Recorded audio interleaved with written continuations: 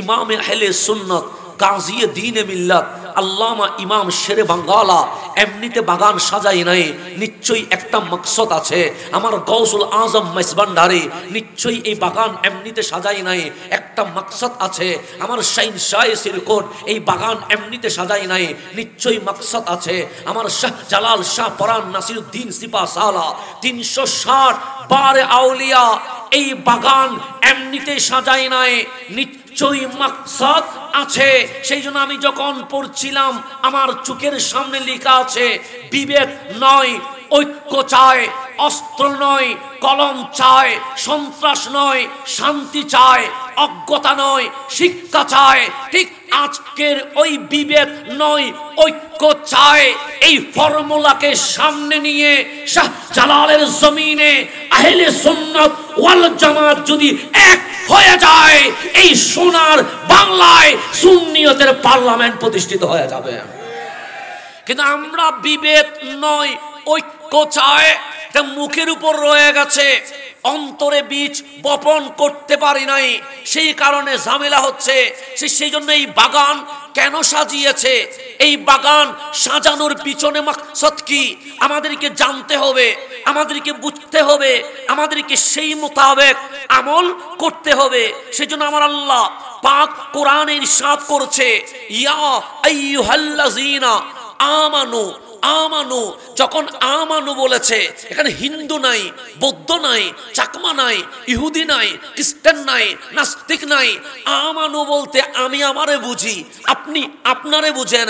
তা আল্লাহ বলছে ওহে ঈমান ওয়ালা, তার মানে হাবিবের উম্মতকে বলছে, আল্লাহর বান্দারে বলছে, যারা নামাজ পড়ছে, যারা রোজা রাখছে, যারা হজ করছে, যারা যাকাত দিচ্ছে, তাদেরকে বলছে হে ঈমানদার উদখুলু ফিস সিলমি কাফা, নামে মুসলমান হয়েছ, 100% ভাগ ইসলামে প্রবেশ করতে পারো নাই।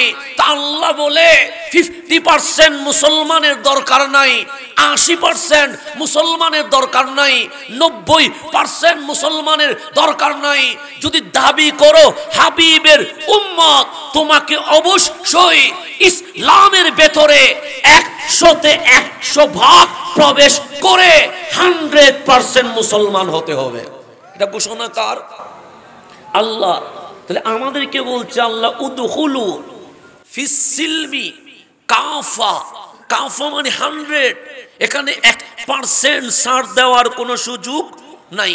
এখন আমরা মুসলমান, আমাদের চাল চলন বিজাতির মতো, আমাদের কাজ কারবার মুনাফিকের মতো, আমাদের হাঁটা চলা হিন্দুদের মতো।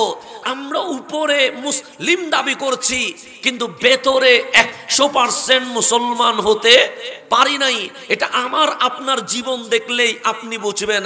আমার চুল কাটার স্টাইল খেলোয়াড়ের মতো, আমার কাপড় পরার স্টাইল নায়ক নায়িকাদের মতো, আমাদের কথা বলার স্টাইল কিশোর গ্যাংয়ের মতো।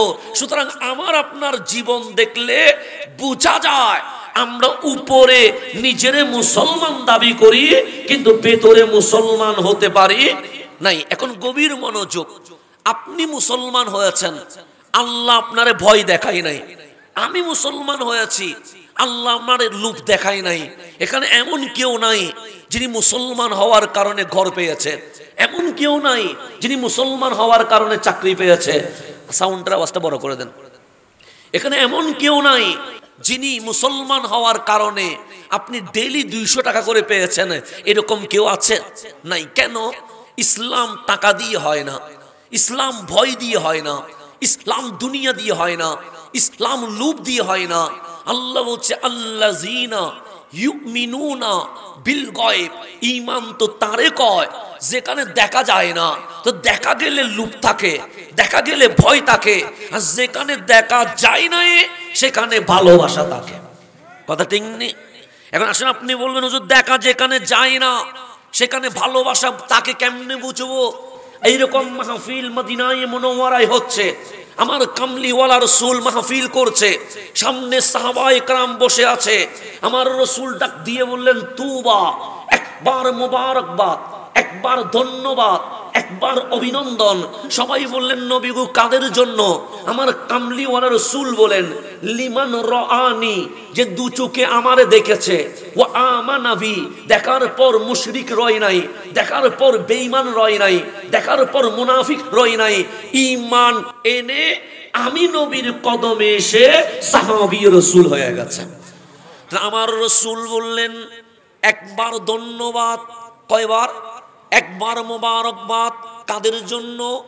যারা দুই চোখে আমার দেখেছে এবং ঈমান এনে সিদ্দিক আকবর হয়েছে, ফারুক আজম হয়েছে, উসমান ও জুন্নুরাইন হয়েছে, মাওলা আলী হয়েছে, আনসার ও মুহাজির হইয়া রাদিয়াল্লাহু তাআলা আনহুম হয়েছে, সাহাবায়ে کرام খুশি হয়ে গেছে, সবার মুখে হাসি আর হাসি। আমার রাসূল বললেন মা বালুকুম, কি হলো তোমাদের? সবাই বললেন ইয়াউমুল ফারহি ওয়াস সুরুর, আমাদের জন্য আনন্দের দিন হয়ে গেছে, উৎসবের দিন হয়ে গেছে। কামলিওয়ালা রাসূল বললেন লিমাজা, কেন হয়েছে? তখন সাহাবায়ে کرام বললেন নবী গো, দুনিয়ার বাদশা ধন্যবাদ দেয় নাই, দুনিয়ার প্রেসিডেন্ট ধন্যবাদ দেয় নাই, এমপি মন্ত্রী সচিব আমলা ধন্যবাদ দেয় নাই, কুল কায়নাতের বাদশা জান্নাতের মালিক সাহেবে কাউসার আমাদেরকে ধন্যবাদ দিয়ে দিয়েছেন। আমার রাসূল বললেন শোনো, কথা আমার এখনো শেষ হয় নাই, কথা এখনো বাকি আছে। সাহাবায়ে کرام বললেন নবী গো আরো বলবেন নাকি? আমার রাসূল বললেন হ্যাঁ, আমি আরো বলতে চাই যে তুবা সাবআ মাররাত, একবার নয়, দুইবার নয়, তিনবার নয়, সাতবার মোবারকবাদ। সাহাবায়ে کرام অবাক হয়ে গেছে। নবী গো জান লাগলে জান দিয়ে দিব, মাল লাগলে মাল দিয়ে দিব, প্রাণ লাগলে প্রাণ দিয়ে দিব, ইজ্জত লাগলে ইজ্জত দিয়ে দিব, সম্মান লাগলে সম্মান দিয়ে দিব, সমস্ত কিছু কুরবান করব, প্রয়োজনে ফিদাকা আবি ওয়া উম্মি ইয়া রাসূলুল্লাহ। শুধু নিজে কুরবান হব না, নিজের পরিবার কুরবান নয়, নিজের মা বাবা পর্যন্ত আপনি নবীর কদমে কুরবান করে দিয়ে দেব। কিন্তু আমরা ধন্যবাদ পাইলাম কয়বার? একবার। কিন্তু আপনি পরক্ষণে বললেন 7 বার মোবারকবাদ। লিমান কার জন্য? আমার কামলিওয়ালার রাসূল বলেন লিমান লাম ইয়ারানি, যারা দুই চোখ দিয়ে আমারে দেখে নাই। আপনি রাসূলকে দেখেন নাই, আমি রাসূলকে দেখি নাই। শুনেছি মা আমেনার ঘর একজন লাল এসেছিলেন, শুনেছি একজন সাহেবে কাউসার এখানে এসেছিলেন, শুনেছি একজন নবী মেরাজে গিয়ে উম্মতি উম্মতি বলে কেঁদেছেন, শুনেছি উহুদের জমিনে দন্দন মোবারক শহীদ হওয়ার পর ওই দাঁত মোবারক হাতে নিয়ে বলছেন মাওলা দন্দন মোবারক শহীদ হওয়া এটা মেনে নিয়েছি, কিন্তু উম্মত জাহান্নামে দিলে মানতে পারবো না। সোনার উপর আমরা ঈমান এনেছি।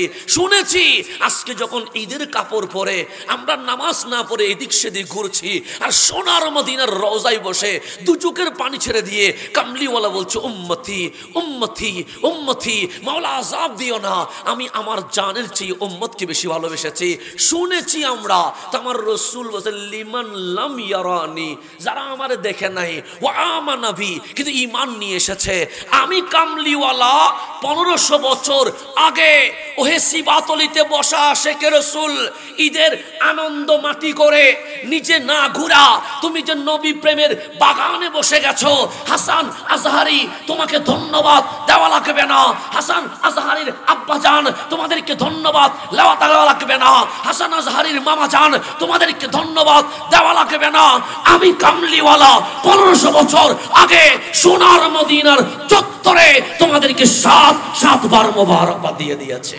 নারে তাকবীর, নারে রিসালাত, নারে গাউসিয়া, সিফাতুল কামিল মাদ্রাসা, আহলে সুন্নাত ওয়াল জামাত। না দেখে ঈমান আনার পরিচয়টা কি রকম? আমরা যখন 7 বার মোবারকবাদ পেয়েছি, সাহাবায়ে কেরামের জানার ইচ্ছা তাদেরকে দেখতে কি রকম লাগে, তাদের বৈশিষ্ট্য কি, তাদের সিফাত কি, তাদের গুণ কি, তাদের আসমত কি, তাদের রিফাত কি, তাদের মহত্ব কি। তো সাহাবায়ে কেরাম জিজ্ঞেস করছে নবী গো ওদের কোয়ালিটি কি? আমার কামলিওয়ালা রাসূল বলছেন তারা এখন আসবে না, তো আসবেন কখন? ইয়াকুনুনা মিন বাদি, আসবে আমি দুনিয়া থেকে জাহেরি পর্দা করে ফেলবো, দুনিয়ার সফর শেষ করে উখরবি সফরে চলে যাব। তখন কি হবে? ইয়াকুনুনা, তারা আসবে তারা হবে মিন বাদি, আমার পরে। তা আমার রসুল দুনিয়ার সফর শেষ করলেন 1400 বছর আগে। তো কামলিওয়ালা বলে আমার জহেরি সফরে তারা আসবে না, ইয়াকুনুনা মিন বাদি, আসবে আমি দুনিয়ার সফর শেষ করার পর। কিন্তু কখনো চোখে দেখে নাই, কানে শুনেছে।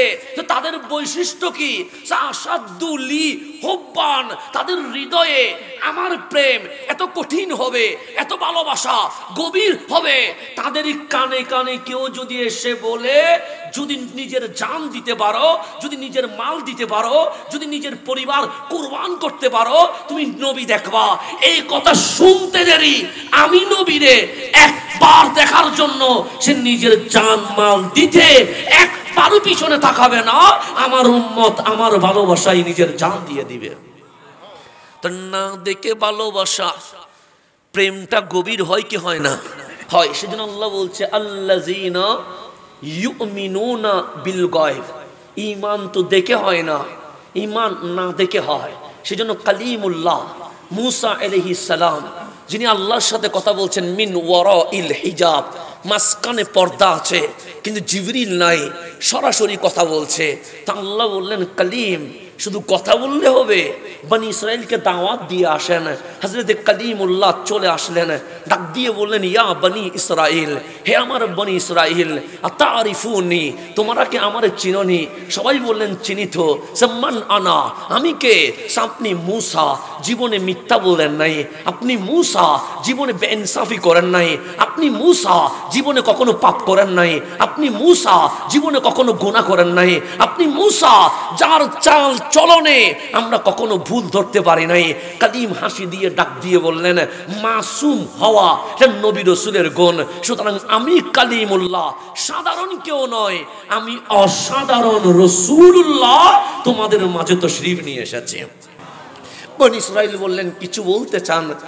মাসুদ কালিম বলেন হ্যাঁ বলতে চায়। সে কি বলতে চান?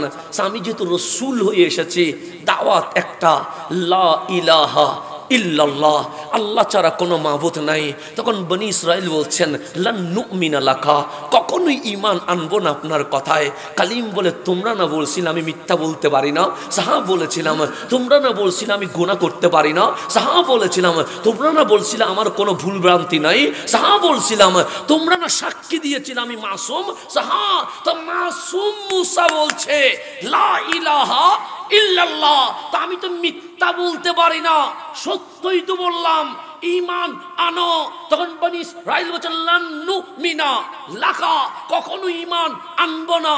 লান তাকিদ, অবশ্যই ঈমান আনবো না। কালিম বলে কেন? হাত্তা নারাল্লাহ জাহারা, চোখ দিয়ে যদি আল্লাহ না দেখি জীবনে কখনো ঈমান আনবো। আপনার সাথে আমাদের কোনো ঝামেলা নাই। আপনি মিথ্যা বলছেন এটা বলছি না, আপনার কথা অসত্য এটা বলছি না, কিন্তু হাত্তা নারাল্লাহ জাহারাতান, যদি চোখ দিয়ে আল্লাহ না দেখি ঈমান আনবো না। কালিম নিরাশ হয়ে গেছে। আল্লাহ ডাক দিলেন ও কালিম, রেজাল্ট কি? সে মালিক জিরো, কেউ ঈমান আনে নাই। তা আপনি দাওয়াত দেন নাই? সে দিয়েছি তো। ওরা কি আপনার কথা বিশ্বাস করে নাই? ওরা তো বলছে আমি কখনো মিথ্যা বলি না, আমি কখনো গুনাহ করি না, আমি কখনো বেইনসাফি করি না। তো ঈমান আনে নাই কেন? ওরা যদি সুখে না দেখে ঈমান আনবে না, তা আল্লাহ বলে আমি যদি দেখা দেই, হিন্দু তো হিন্দু থাকবে না, নাস্তিক তো নাস্তিক থাকবে না, মুশরিক তো মুশরিক থাকবে না, বেঈমান তো বেঈমান থাকবে না, সবাই ঈমান আনবে। আমি ওই রকম ঈমানদার চাচ্ছি না, আমি বিন দেখে ঈমানদার চাচ্ছি। কেন? যেখানে দেখে সেখানে ভালোবাসা থাকে না, যেখানে দেখে না সেখানে নির্ভেজাল ভালোবাসা থাকে। কালিম যদি একজনও ঈমান না আনে, ঈমান আনার কোনো দরকার নাই। তো কালিমুল্লাহকে আল্লাহ বলে দিয়েছেন দেখা দিব না। হাবিবুল্লাহ চলে এসেছেন। আল্লাহ ডাক দিয়ে বললেন দুনিয়ায় কে এসেছে?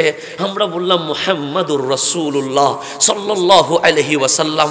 আকা চলে এসেছে, মুনিব চলে এসেছে। আল্লাহ ডাক দিয়ে বললেন বান্দা তোদের কি জন্ম হয়েছে? আমরা বললাম মালিক জন্ম হয়েছে। তোদেরও কি মা বাবা আছে নাকি?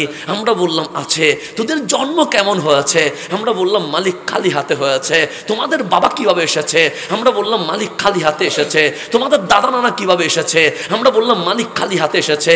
প্রধানমন্ত্রী রাষ্ট্রপতি কিভাবে এসেছে? আমরা বললাম খালি হাতে এসেছে। এমপি সচিব মন্ত্রী কিভাবে এসেছে? আমরা বললাম খালি হাতে এসেছে। আবার যাবে কি হাতে? আমরা বললাম খালি হাতে। মালিক বলে দুনিয়ার আসার যাওয়ার সিস্টেম কি? আমরা বললাম আসে খালি, যায় খালি। তো আমার মালিক বলছে একজন আছে যিনি খালি হাতে আসে নাই। আমরা বললাম মালিক তিনি কে? আল্লাহ কোরআনে বলছে ওয়াল্লাযী জাআ বিসসিদকে, তিনি রহমাতুল লিল আলামিন, যিনি খালি হাতে আসে নাই। যেই কোরআন কালিমুল্লাহ আনতে পারে নাই, যেই কোরআন খলিলুল্লাহ আনতে পারে নাই, যেই কোরআন সফিউল্লাহ আনতে পারে নাই, সেই কোরআন তোমার হাবিব দুই হাত দিয়ে ধরে মা আমেনার ঘরে পবিত্র কোরআন নিয়ে জমিনে চলে এসেছে। তাহলে আমার নবীর বেলাদত কি খালি হাতে না ভরা হাতে? ওয়াল্লাযী জাআ বিসসিদকি, সিদক মানে যালিকাল কিতাবু লা রাইবা ফি, যেখানে কোনো সন্দেহ নাই, যেখানে কোনো মিথ্যা নাই। যে তোমাদের জন্ম খালি হাতে, হাবিবের জন্ম বেলাদত মিলাদ শুভ আগমন খালি হাতে নয়। হাবিব লৌহে মাহফুজের কোরআন দুই হাত দিয়ে ধরে মা আমেনার ঘরে চলে এসেছেন। আল্লাহ বলেন আমার হাবিবের মতো সেরা বক্তা এই জমিনে আর কেউ হবে না। আমার হাবিবের মতো সেরা বিজ্ঞানী এই জমিনে আর কেউ হবে না। আমার হাবিবের মতো সেরা ডাক্তার এই জমিনের মধ্যে আর কেউ হবে না। আমার হাবিবের মতো সংবিধান প্রণেতা এই জমিনের মধ্যে আর কেউ হবে না। আমার হাবিবের মতো রাষ্ট্রপতি এই জমিনের মধ্যে আর কেউ হবে না। আমার হাবিবের মতো অর্থনীতিবিদ এই জমিনের মধ্যে আর কেউ হবে না। আমার হাবিবের মতো সংগঠক এই জমিনের মধ্যে আর কেউ হবে না। শুধু তাই নয়, সৃষ্টি জগতে মাখলুকাত জগতে আমি আল্লাহ আমার হাবিবের মতো আর কাউরে বানাই নাই। ওনার নাম রহমতুল্লিল। আমরা এশারের নামাজ পড়ছি কি পড়ি নাই? পড়ছি তো। সেহেরা কোন দিকে ছিল? আমাদের কাবার দিকেই তো ছিল।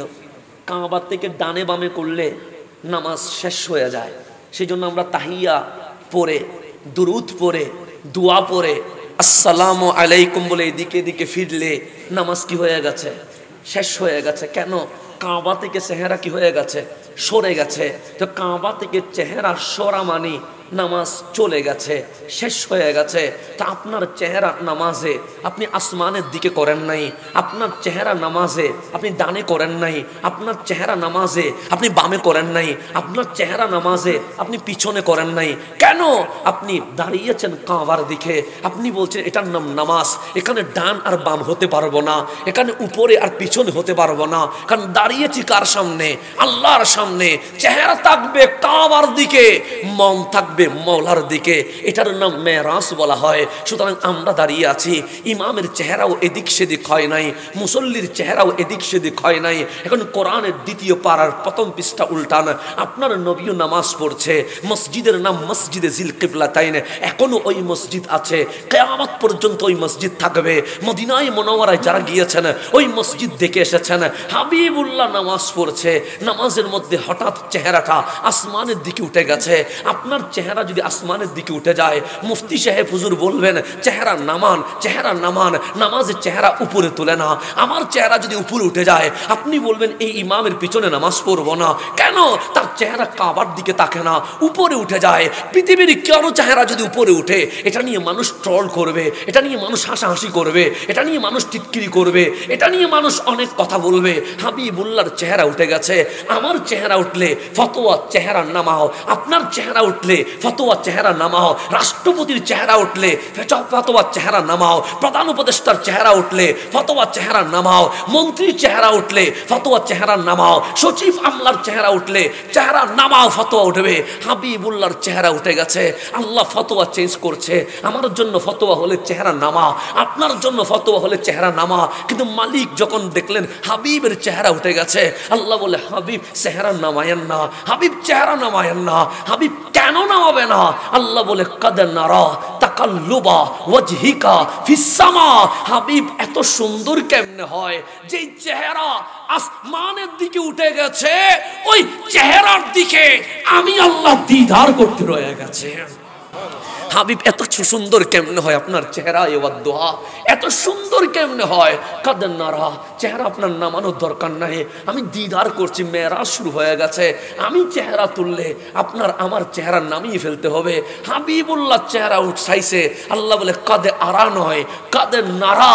হাবিব শুধু আমি দেখছি না, আজ জিবরাইল, মিকাইল, ইসরাফিল সহ আসমানের সমস্ত রহমতের ফেরেশতা হাবিবুল্লাহর চেহারার দিকে তাকিয়ে আছে। এটার নাম চেহারায়ে ওয়াদ্দুহা। হাবিব হাসে, আমিও হাসি। আমার হাসির উপর কোনো কবিতা লেখা হয় নাই, আপনিও হাসেন, আপনার হাসির উপর কোনো গল্প লেখা হয় নাই। হাবিবুল্লাহ আজ কিলকিল করে হাসছে। হাবিবকে জিজ্ঞেস করেন, হাবিব আজকে কি আপনি খুশি? হাবিব বললেন, আজকের মতো কখনো খুশি হইতে পারি নাই। হাবিব আপনি তো নাকি কাঁদেন বেশি। হাবিব বলেন, উম্মত জানলা কেমনে? আমরা বললাম সিরাতের কিতাব পড়েছি, কখনো হযরতে আবু হুরায়রা থেকে শুনেছি, কখনো সৈয়দুনা আলী থেকে শুনেছি, কখনো ফারুকে আজম থেকে শুনেছি, কখনো উসমান যুন্নুরাইন থেকে শুনেছি, কখনো হযরতে সৈয়দুনা আবু বকর থেকে শুনেছি, কখনো খাদিজাতুল কুবরা থেকে শুনেছি, কখনো মা আয়েশা থেকে শুনেছি, কখনো ফাতেমাতুজ জাহরা থেকে শুনেছি। হাবিবুল্লাহ বলে, কি শুনেছো? শুনেছি কিল্লাতুদ দিহক, আপনি হাসেন কম, ওয়া কাসরাতুল বুকা, আপনি কাঁদেন বেশি। আম্মা জান আয়েশা সিদ্দিকা বলে, আমি রাতে ঘুমিয়ে যেতাম, হঠাৎ আমার কানের মধ্যে কান্নার আওয়াজ আসতো, আমি চুপ খুলে দেখি সিজদায় লুটায়া রহমতে আলম সুকের পানি ছেড়ে দিয়েছে। এটার নাম রহমতুল লিল আলামিন। আম্মা জান আয়েশা সিদ্দিকা বলে, আমি যেহেতু স্ত্রী, হাবিবুল্লাহ যেহেতু আমার স্বামী, স্ত্রী হিসেবে স্বামীর কাছে তো চাওয়ার আমার অধিকার আছে। মাসনাদে আহমদের মধ্যে হাদিসটা আছে, আল বিদায়া ওয়ান নিহায়াতে হযরত ইবনে কাসির রাহিমাহুল্লাহ এই ঘটনাটা হেকায়াটা বর্ণনা করেছেন।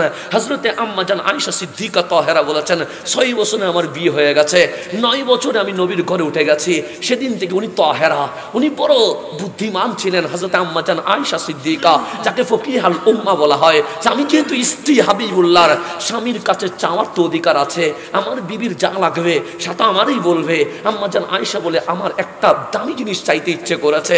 রসুল পাকের দরবারে সকালে গিয়েছি, কিন্তু চেহারাটা মলিন বলে আর খুঁজি নাই। বিকেলে গিয়েছি, চেহারাটা মলিন বলে আর খুঁজি নাই। রাত্রে গিয়েছি, চেহারার মধ্যে চোখের পানি দেখেছি বিদায় আর খুঁজি নাই। এরকম বছর চলে গেছে, কিন্তু আমার জিনিস আমি খুঁজতে পারি নাই।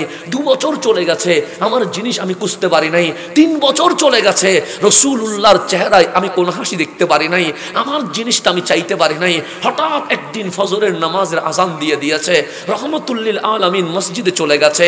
আমি আয়েশা ঘরে নামাজ পড়ে বসে আছি, কখন আমার কামলিওয়ালা নবী ঘরে আসবে।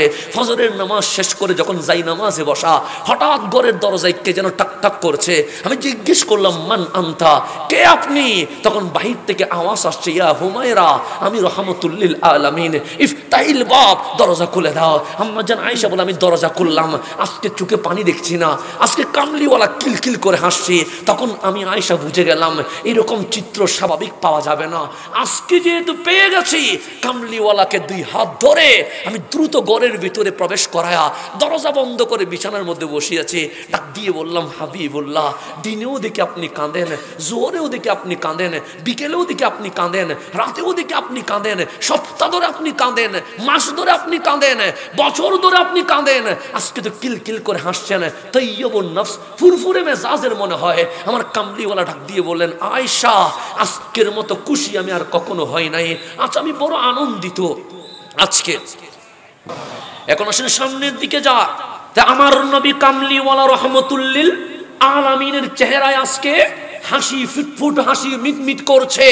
আম্মা জান আয়েশা সিদ্দিকা বলছে, এরকম দৃশ্য স্বাভাবিক দেখি না। আজকে অনেক দিন পর রসুলের আরবির চেহারায় হাসি দেখলাম। আমি জিজ্ঞেস করলাম, তাইয়্যিবুন নফস, হাবিব আজকে কি ফুরফুরে মেজাজের? হাবিবুল্লাহ বললেন, আয়েশা, আজকের মতো খুশি আমি আর কখনো হয় নাই। আমার কামলিওয়ালা রসুলের প্রশ্নের উত্তর পেয়ে আম্মা জান আয়েশা সিদ্দিকা তাহেরা বলছেন, নবী গো, একটা জিনিস চাইবো বলে কখনো সকালে, কখনো বিকেলে, কখনো রাত্রে আপনার কদমে তো শরীফ এনেছি। চেহারা মলিন, চোখে পানি, টেনশন যুক্ত চেহারা দেখার কারণে আপনার কাছে খুঁজতে পারি নাই। আমার কামলিওয়ালা বলে, আয়েশার কিছু লাগবে আর আমারে বলবে না, এটা হতে পারে না। আয়েশা, আনা কাসিমুন ওয়াল্লাহু ইউতি, আমি বন্টনকারী, দেওয়ার মালিক আল্লাহ। একটা কেন, আজ আনলিমিটেড প্যাকেজ আমার আয়েশা চাইতে থাকবে, মদিনাওয়ালা দিতে থাকবে। আজকে কোনো কি নাই লিমিট নাই, আমাদের লিমিট আছে, কিন্তু রহমতুল্লিল আলামিনের কোনো কি নাই লিমিট নেই। সেটার নাম সাহিবুল কাউসার। আমার নবী বলেন আনা কাসেম, আমি বন্টনকারী। ওয়াল্লাহু ইউতি, দেওয়ার মালিক কে? আল্লাহ। কিন্তু বন্টন হয় কার হাত দিয়ে? রহমতুল্লিল আলামিনের হাত দিয়ে। সুতরাং আয়েশা একটা নয়, আনলিমিটেড প্যাকেজ। আজকে চাইতে থাকবা, আমি নবী কি করব? দিতে থাকবো। আম্মা জান আয়েশা সিদ্দিকা বলে সুযোগ বারবার নাও আসতে পারে।